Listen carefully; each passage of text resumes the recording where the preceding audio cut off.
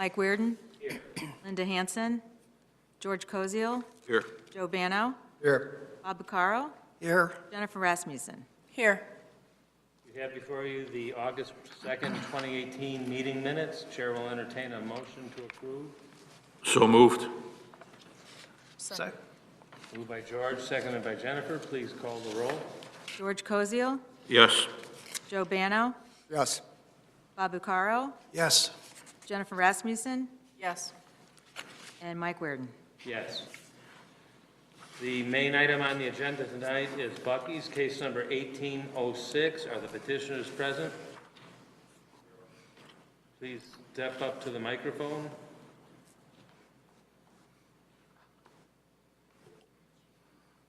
Raise your right hand. Do you solemnly affirm that the evidence you're about to give is only the whole truth? I do. Okay.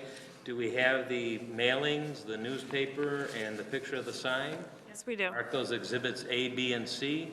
Go ahead and present your case. Sure. The petitioner is requesting to annex 2 vacant parcels consisting of 2.1 acres and to rezone the subject property upon annexation from the ER1 zoning district to the B3 neighborhood shopping district.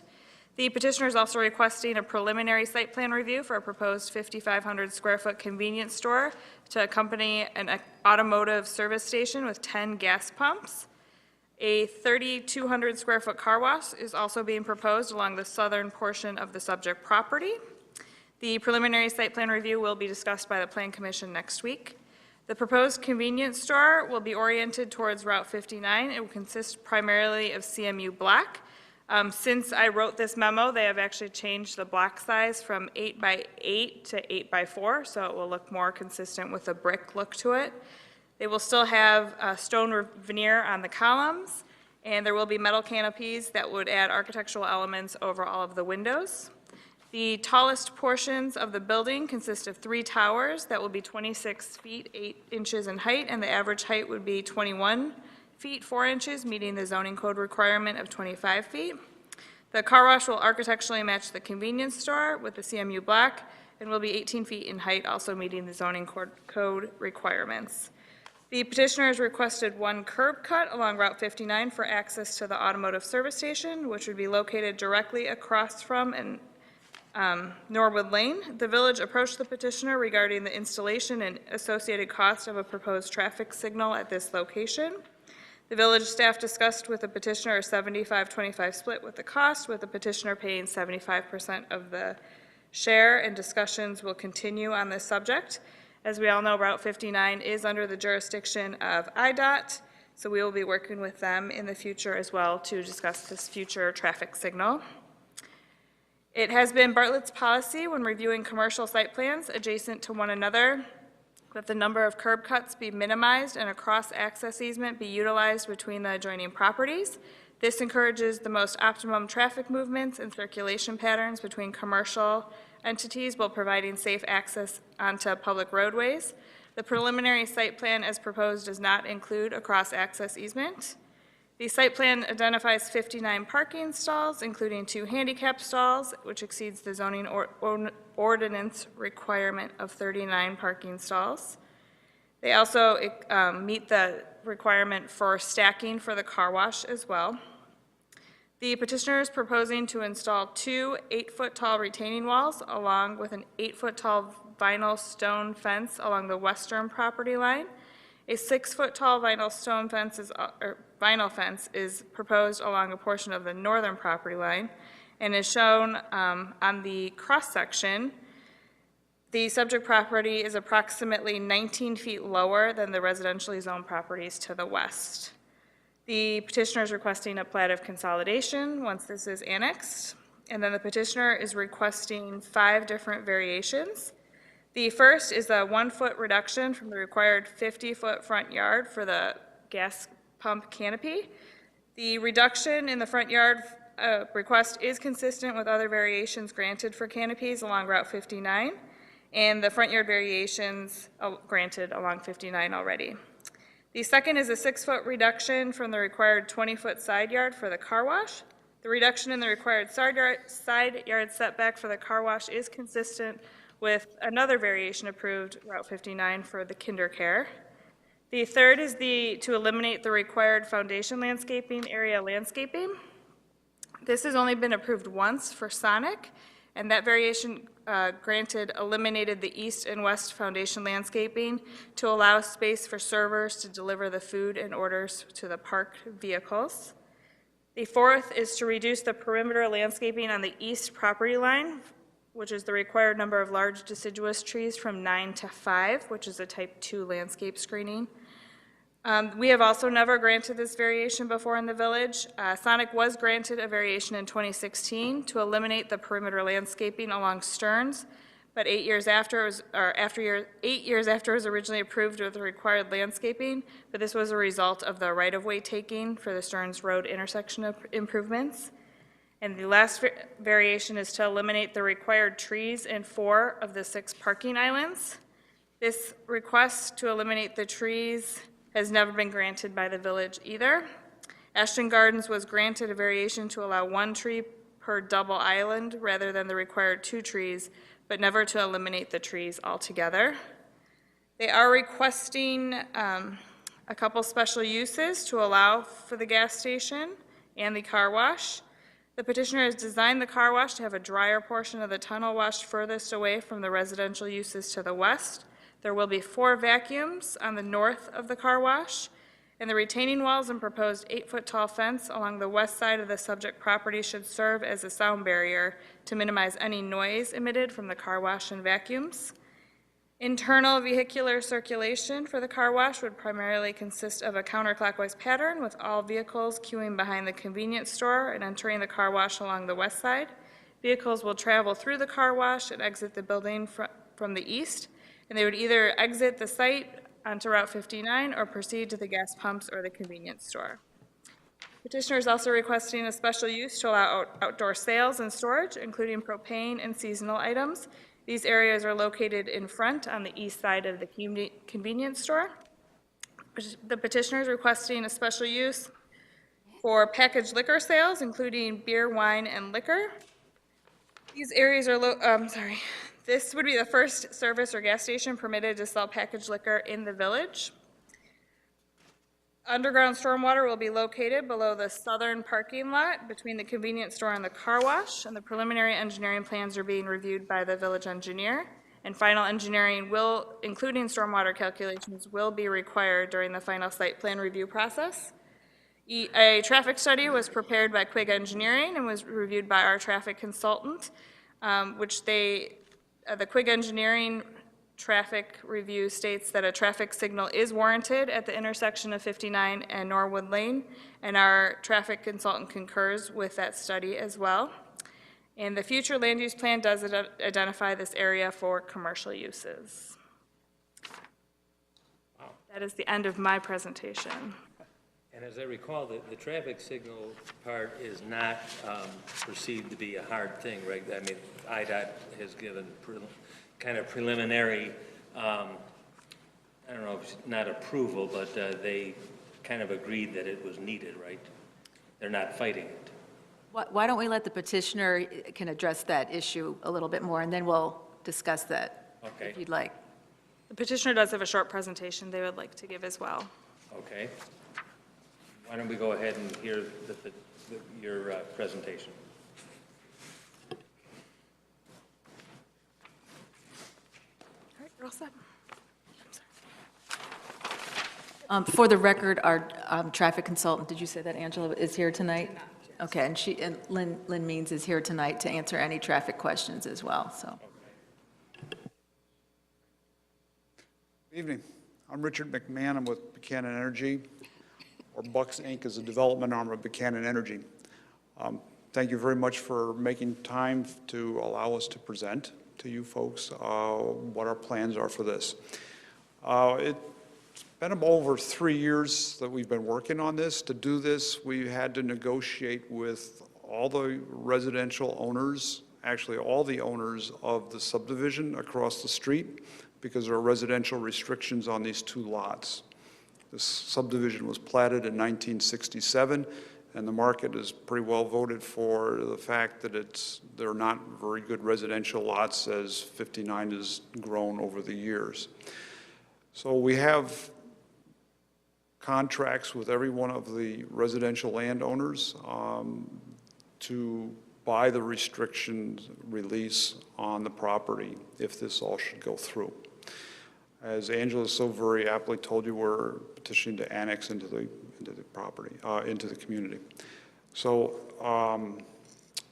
this is a prototype of the store, and Angela's already shown you some of these things. This is what it would look like from an aerial.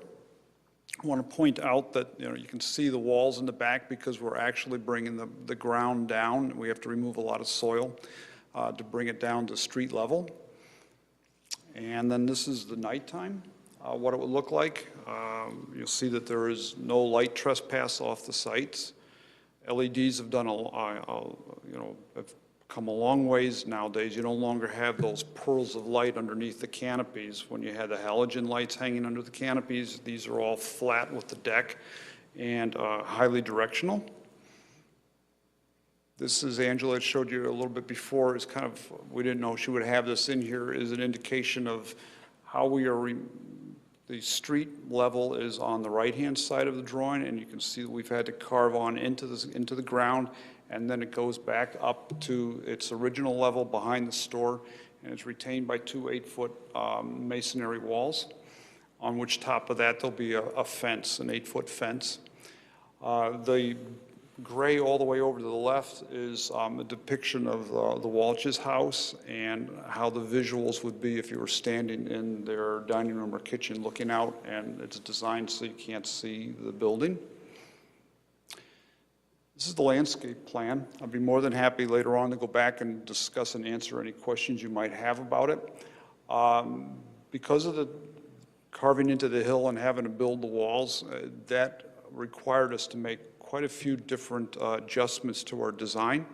We had originally come in with a 7,000 square foot store, which is what we have in Glendale Heights on the corner of North Avenue and Glen Ellen. But as we were working with trying to maintain our required, what we feel are needed to be useful, the distances between the store and the canopy and the front, the curb by the street, we found we were having a hard time giving you the landscaping that you wish along 59. So we did something. We reduced the size of the store. We haven't built one of these yet, but we have them ready to build in Winfield and in some other communities. And that gave us 10 more feet by reducing the depth of the store by 10 feet. And we were then able to add the landscaping to the front yard. What you'll see there is we've counted up all the trees and shrubs. Now, a lot of them are along the back, facing the residential on top of the hill, but they're spread throughout the property. So there's 264 of them. This would be the view from, we just picked the Walsh's, is how it is, the property is designed so that you don't see what is on the other side of the property. This is the fence, an example of the fence that is stipulated that we will be putting on the top behind our store and behind the two residences that are immediately behind our property to the west. And this is a sample of the fence that will go on the north side between our site and the Abrams property.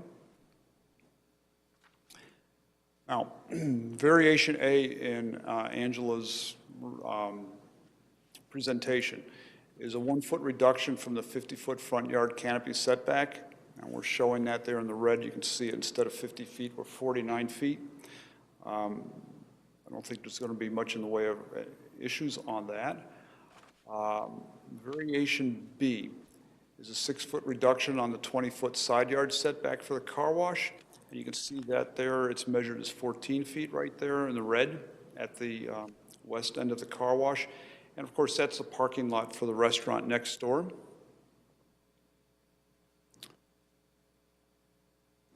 And there it is. You can see what we superimposed an aerial on it, so you can kind of see that it's not like we're going closer to a residence. Variation C that we're asking for is to omit the foundation landscaping on the west or the back side of the convenience store. We've worked with staff, and instead of putting landscaping around the fronts and sides of the store, we're going to put planters in lieu of that, and I believe staff had supported that compromise. But along the back, there really is no need, to, in our belief, to put shrubs. I think they would die. They become trash collectors, and what you're actually seeing in this rendition is what we're asking to have omitted. Is it seems like placing shrubs along the back side of the store between it and that driveway is doesn't add anything, and it just causes some problems for maintenance and snow plowing. Variation D is to reduce the perimeter landscaping along the east property line or the front of the store from 9 trees to 5. Now, it might seem like that's kind of an arbitrary request, but our business is different from the majority of the businesses that you see in your community, in that we're not a destination. People want to go in when at night, they want to see that they can see in and see what's going on under the canopy. And during the day, they want to see how busy it is. And I go back to talking about something that happened many years ago at one of my stores. I had a truck stop in Rochelle, and it was out in the middle of nowhere. And one time at night after a zoning hearing, I was stopped and I was fueling up. And a car full of 4 young ladies got out in the next aisle over, and they were fueling up, and they were high school aged. And I asked them, why did they pick this store to come to? And they said, well, we were at a basketball game over in DeKalb, at Northern Illinois, and we got on 88, we turned the wrong direction. And the lights and being able to see was something that made them safe. You know, the transactions that you do in a gas station are different than any other transaction you do in your life during the day. You're pulling your wallet out or your purse out, and you're opening it up and getting a credit card out in the open, rather than inside a store where there's other people. So the perception of being able to see what's going on underneath the canopy, we believe, is extremely important. And what I want to show you is here you are, this is your shell on Stearns and Bartlett. It's landscaped with the trees per your code, and you can hardly see it as it grows and they mature. And here's one in Gary and North Avenue. And then we have the pilot that was recently built in Carroll Stream on Gary and North Avenue. And you can see just the trees and how they obscure the sign, and you can't really see what's going on inside the property. And then this one is 64 in Kirk and St. Charles. We're showing how the tree, even though it's cut up over 6 feet per your ordinance, they tend to obscure things over time as they grow. And here's what we're asking for. This is our artist rendition of what it would look like with the 5 rather than the 9. And we have the landscaping along the base. And as I indicated before, rather than asking for a variation in the front yard, we made the store smaller. And then variation E, where we're asking to omit 4 of the 6 trees in the parking lot, and to aid interior visibility. Once again, on the face of it, it seems like it's an arbitrary thing that we're asking for. But once again, I want to call your attention to the fact that what goes on in a convenience store like this in a gas station is different than what goes on everywhere else. If you go to a Whole Foods and you park in the parking lot, you get out of your car, you lock it, and you walk inside, and that's when you're doing your business. Here, you're coming in and you're moving around. You're jockeying for a position underneath the canopy and whatnot. And then in ours with the car wash and with the vacuums, you're moving around, and there's a lot of counterclockwise and people go in different directions.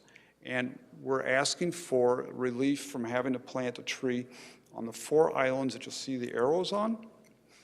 But I want to point out that we're adding the trees and on the corners of the front corners of the store.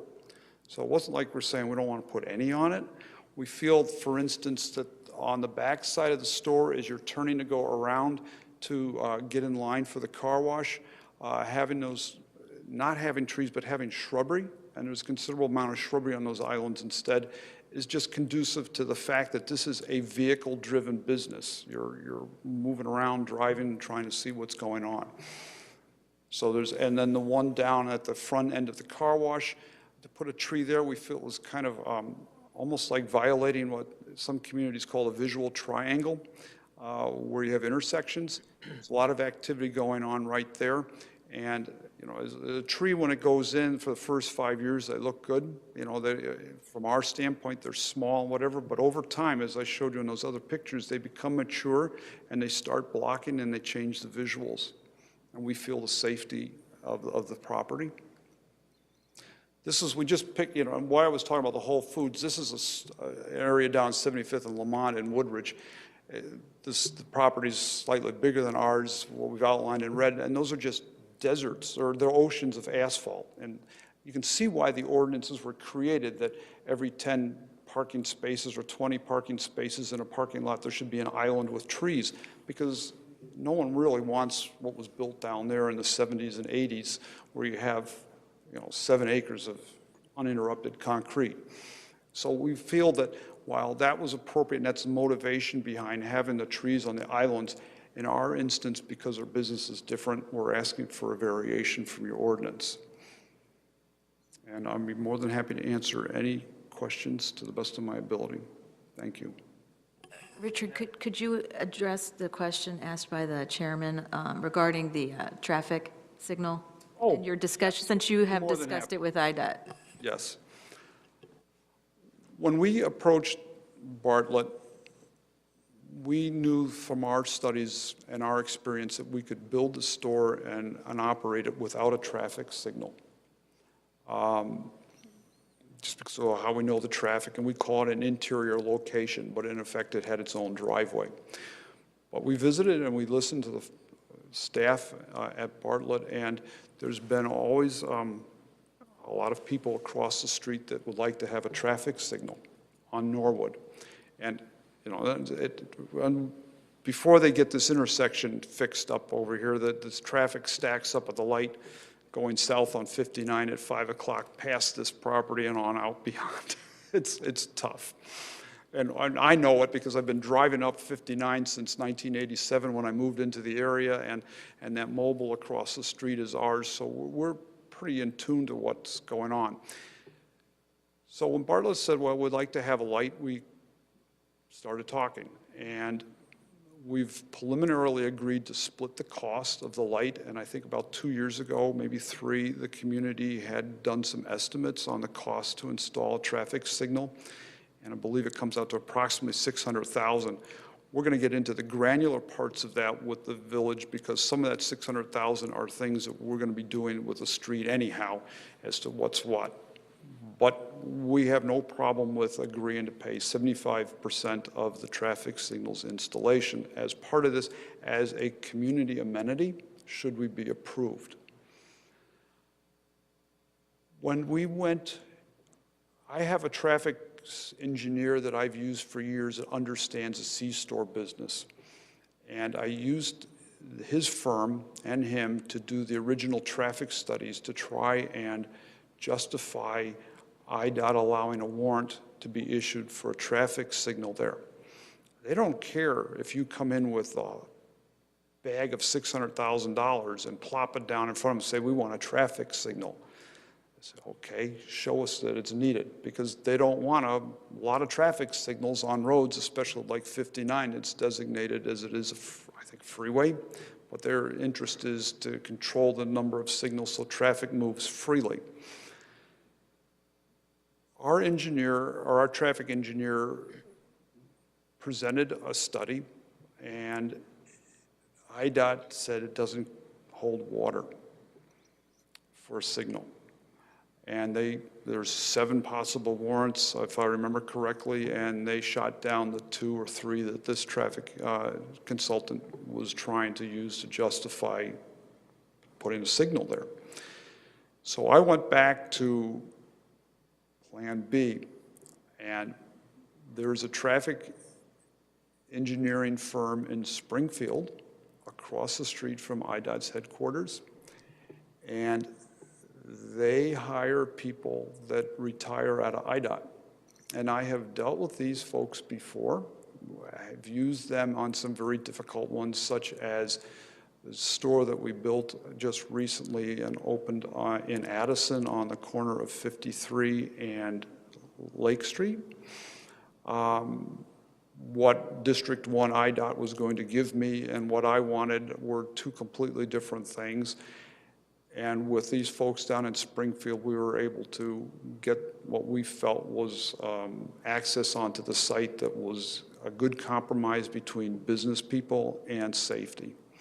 So I've hired these folks, went down and visited them again. I've known them since the late 80s, some of these folks. And they came back up, and they have a better understanding of what it takes to communicate with IDOT.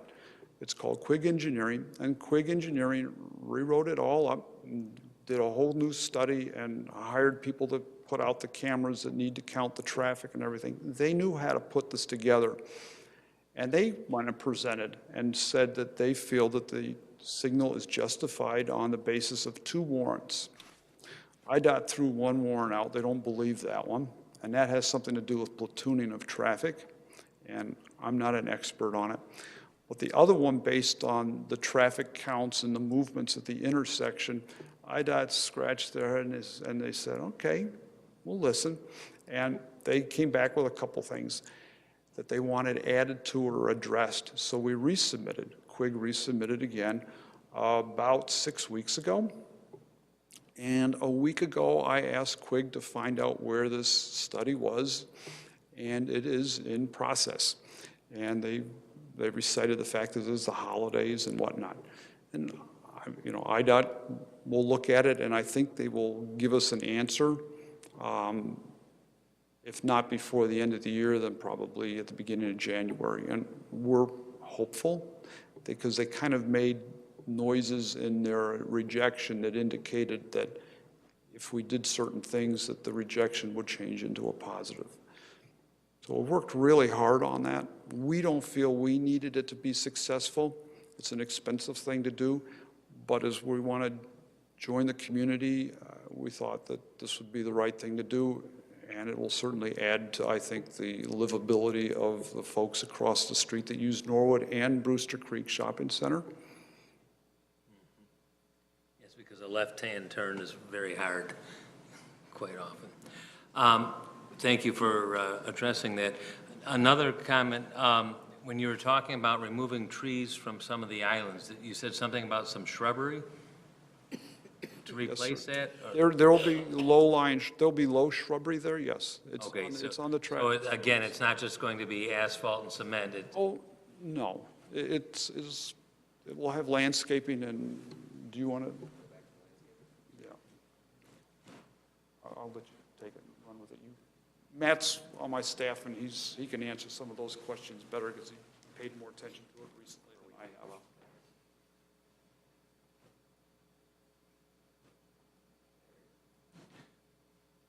I mean, it makes sense what you were saying about not wanting trees blocking visibility. People want to feel safe in there. You know, just looking at it at first about tree removal, I thought, oh, no, it's going to be another sea of asphalt. But, I mean, what you're saying makes sense, and the shrubbery would stop that from being a sea of asphalt, and it would still provide the protection. All 4 of those islands that have arrows pointed to them are the 4 in question, and they're all covered completely with shrubbery. Yeah. So we're just asking to take the top dimension out of it, to keep low shrubbery on it and not to have trees on those 4 locations, on those 4 islands. Initially, when I saw the requests for the reduction of trees from taking out the ones along Route 59, at first I was sort of against it, but when I look at the plan, it makes sense. It makes the property more attractive. You're going to see it more easily. And you know, lighting and safety, I think I now agree. I understand the reason for the removal of those trees. It makes sense. The other one I'm still a little concerned with is the removal of the additional 4 trees. And until I saw this map where you had the arrows, I didn't fully understand where the trees were not going to be. I still would ask if it's possible on the island at the upper left, if it would be possible to put a tree, that one, instead of just nothing.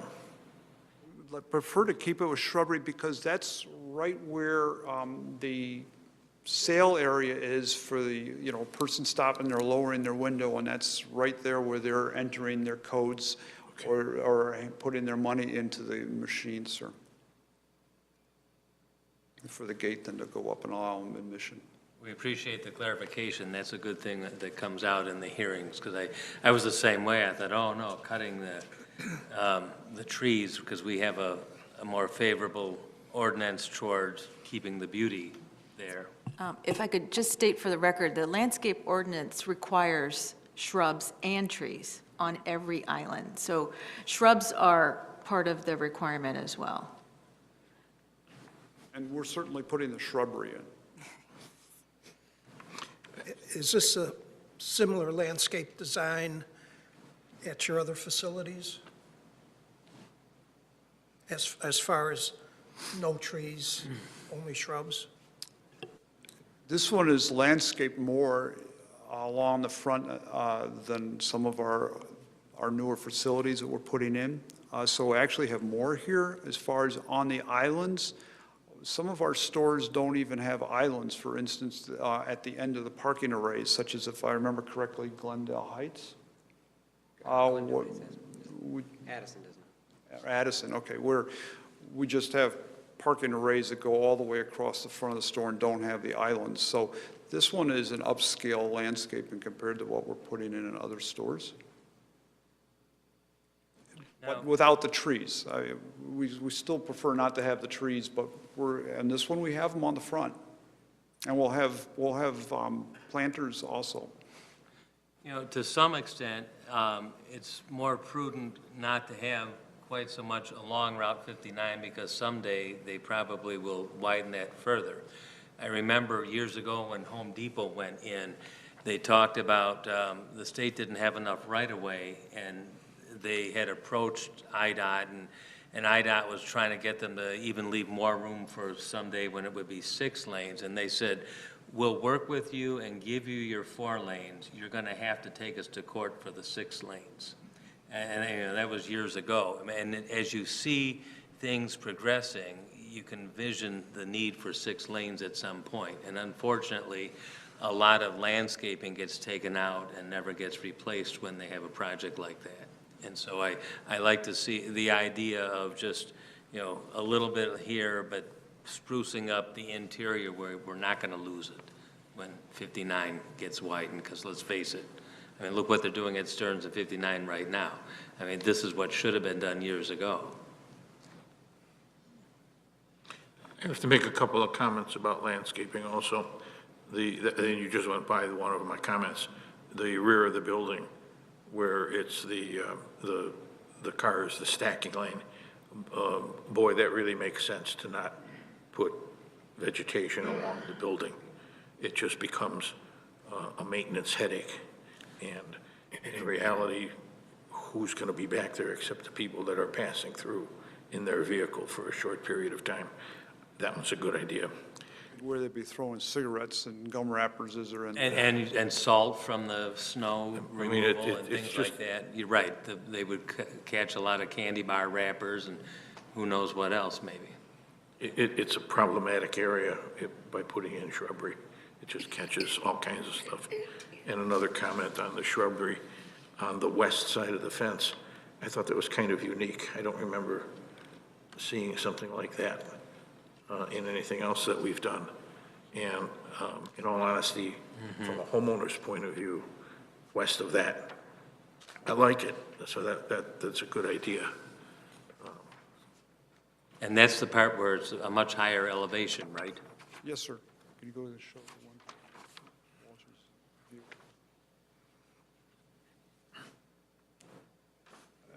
The one with the little happy face, yep, you're on the wrong way. We actually had people come out that do these 3D things and actually stood on their property and I think in your back porch and actually used cameras that are set up on certain, so I know exactly where they are and shot this. So, and we were very, very particular that this is how it was going to look and how we've designed it. You'll notice that the land goes down and then it rises back up. The property line is about where the swale is, so that land going up with the trees on it is ours. We're landscaping it that way, but you know, from the neighbor's viewpoint, it provides something that's enhanced view, rather than just a fence or just the top of the building. And I know this isn't part of the discussion on any kind of a variance, but I like your choice of the fence. The 8-foot fence, my initial reaction was, oh, here we're going to have another 8-foot wood board-on-board type fence. This is much more attractive from both sides, from Yes. the property owner and the people that are going to have to look at it. So that was a good choice, I think. What was the material on the fence for the north side of the property? Wood. Is it actually It wood? looks or- like wood, but it's not wood. You know, we don't like wood fences in our organization because eventually they start to fall apart High maintenance. and turn gray. Yes, And yes. these are, we didn't bring samples of it because it wasn't, but they're vinyl. Okay. And they withstand hurricanes and then whatever, but they're granular. They have the grain in them, so it's not like a Right, from a polished, distance, it shiny. really looks like wood, and it will Yes, sir. continue to. Yes. I hate those wood fences, because they look nice for 3 or 4 years, and that's it. Very good, okay. I have to make a comment that I was going to make anyway, before the change was put through. Initially, when I saw the proposal for the 8-inch cinder block, boy, I really didn't like that. And it just didn't fit with the rest of the buildings, businesses in the area. I have to applaud you for the change. I think you need to thank Angela. She pointed it out, and I do what, you know, I'm a Nebraskan, but I've lived here forever. The gentleman that started this company in 1981 as a high school kid is in Omaha. And we built these stores, or we're building these stores that have architectural features in them like nobody else in the industry here. But as their drive to cut costs, they're looking for different ways to build. And somewhere along the line, they came up with the idea that the 8x8 by 16 CMU block was easier to put in because there's less of them put in, and it's cheaper, about $100,000 cheaper. Wow. But Angela picked up on this, and my initial reaction to Angela was, this isn't going to happen, you know, this is the way we build them. But I listened, and I went back, and I looked at it, and whatever, and I talked to our people, and so by going by the 4 the smaller size by 16, it's a $40,000 addition to the cost of the building, but because Angela's so persuasive, we're going to do it. Good. Is that brick going to look more like stone or brick versus the flat cinder block? Yes, we didn't bring any with you, but with us because we didn't know that was, but it is textured. It's not a flat. Like my comment about the fence, you'll see something there, not Yes. just a flat surface. Absolutely. Good choice. Yes. And Angela went out and she looked at the one that we're building in Carroll Stream, and the engineers and the folks in Omaha went to the 8x8 by 16, and I really didn't know that. And then I looked at it again, and it looked like it was out of scale for the size of the building, and she was right. So I talked to the folks, and they agreed. So I wonder if people will notice that it's not cinder block type product, because it's going to look more like a brick. Correct. Would it be appropriate to bring in your traffic person now, since you have somebody here? She can address any questions you may have. Okay. Obviously, there's going to be some traffic, but if the light goes in, it should not be an adverse situation. Are we able to get timing on the lights? Because there's a short stretch there in 59 that will have quite a few lights. We have to, part of the whole thing is that light would have to be connected and synchronized with the lights at Stearns, so they will work together. Okay. I think what our traffic consultant can tell you is that we don't have a definite answer yet on the signal, but I'll let Lynn elaborate on that a little bit more.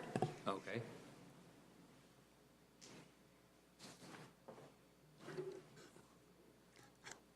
Good evening. Yes, it is currently we don't have final answer from IDOT, but it would serve a great benefit for multiple reasons, obviously, as noted, for left turns entering and exiting, the safety of those vehicles for the site, as well as across the street at Norwood. So we do see a great benefit to have that signal there.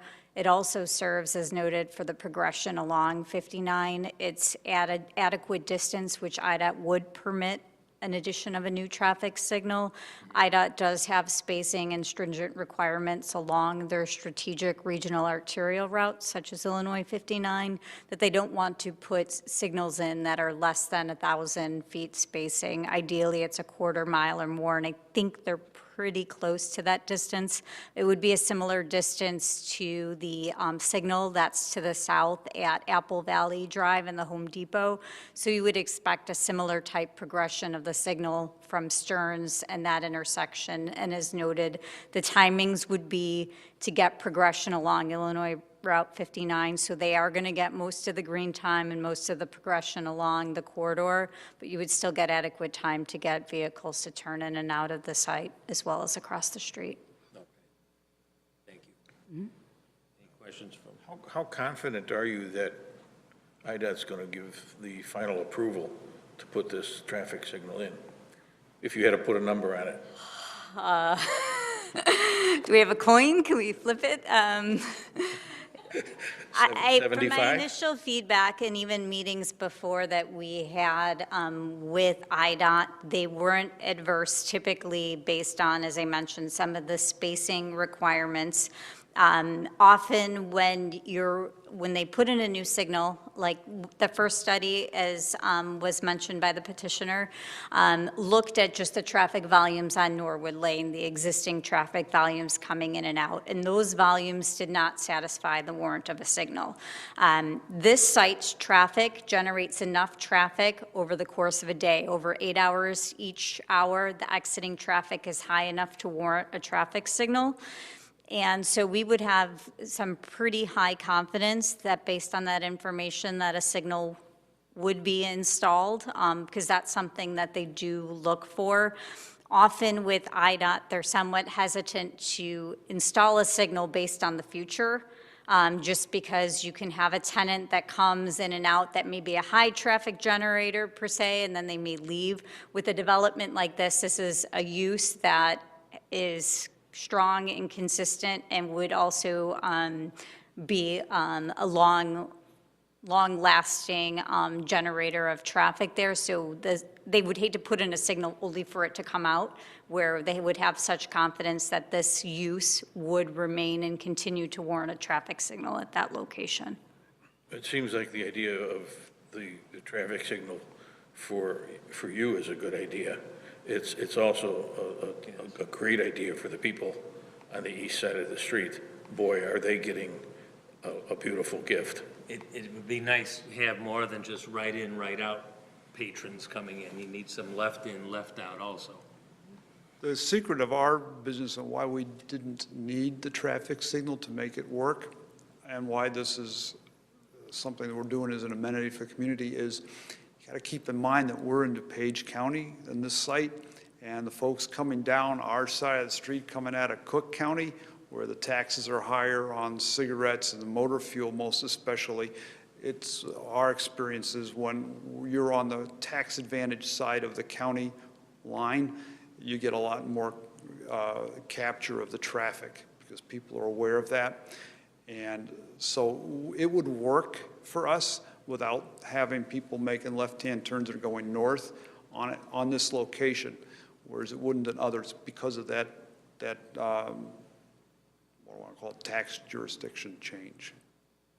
I would envision traffic trying to make a left turn off of northbound 59 into your business would have a difficult time at many hours of the day. I agree.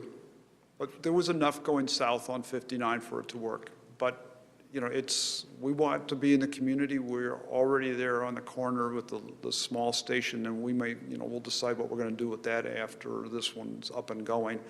But we wanted to be members of the community and see what we can do. It's the community across the street, the neighbors over there, and I go to the McDonald's there, and, you know, I'm aware of how hard it is, even though I don't live in Bartlett. Anyone else from the board before we open up? I have a question for staff regarding the island landscaping and trees, just in general. When was that ordinance effective, if you have an idea? It's part of the original landscape ordinance, and I believe the date is 1993. Okay, so, I mean, I drove around Brewster Creek Shopping Center across the street from this development, and there isn't a tree to be had and hardly any shrubs to be had in any of those islands. So that predates the ordinance? Yes. Yes, it was 89, and I was not here. And it was kind of the same in the old Dominic's lot. I mean, there are some trees, but there are a number of islands that don't have anything. And some of those trees have died, and that property owner has been made aware of that, so those could be put back in. But yes, the Dominic site was in when the ordinance was in effect. Anyone else? I have one additional question, which is a result of what I read on the Bucks Inc. letter to President Kevin Wallace, where they talk about the existing mobile station will probably eventually be closed. Is that true? Don't know. It probably could be, but we're going to see what happens when this one's up and running and what kind of, you know, what happens. We will miss the Stearns traffic unless people are willing to come up and with the new traffic signal turn in and then go and head back down. From a purely business standpoint, we will look at it, and if it doesn't carry its weight economically at that point, we will raise it and yank the tanks out and make sure the ground is proper, and then put it on the market for sale for an alternative use. You just answered the question that I didn't ask. All right, then I'm going to listen hard. Which is, what happens if the property gets sold and closed down? Who gets stuck with the remediation to put it back to useful, serviceable land? We have a service station in town today that I wish would go away, but it doesn't. I find it hard to believe that somebody wants to pay taxes on it and doesn't get business on it. So you answered my question, that cleanup, tank removal would take place. Yes, and the law in Illinois is such that within 6 months after stopping sale of petroleum, those tanks have to come out. You can get an extension, but as big a company as we are, we're not going to sit on that thing. You know, we do this all the time. The tanks come out, we remediate the soil to get a no further remediation letter from the state of Illinois, and then the property can be sold without the environmental issues being a problem to a purchaser or a bank that is funding the purchaser. Thank you. Very good. Anyone else? All right, at this point, we shall open it up to the public. Does anyone in the audience have any comments? Wow, I have one witness form, Mr. Tom Walsh. okay. Could you come up to the microphone, please?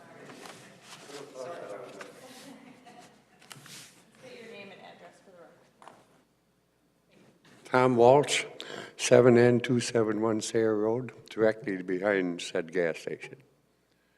The only question I had was the south fence. That is supposed to be a cultured marble also. Behind the car wash? Is that correct? I'll have the petitioner answer that. Is that your only question? The south fence that's not shown here, but that goes, are you talking about that goes west on the south, on your property? No, right next to the Tokyo Steakhouse there. There is no fence on this side of their Tokyo. But if there's anything that's going around it, just a small bit, it would be, See, that's showing the cultural back, that's the walls. but the south side. Yeah, where the 14 feet is? There's no We fence talked there. about No a fence there. cultured marble fence there, you and I. We're running a fence north. Yeah. I mean, west on that side. Yeah, but you said you're going to continue it east. The ground drops No? down there. It's. Maybe you didn't. Yeah. Because your fence is going to go all the way to your property Oh, line, so you okay. can't see. We'll take care of that. Okay, thank you. Anyone else? Okay, at this point, any further discussion from the board? I want to say that I enjoyed your presentation. You did a very good job.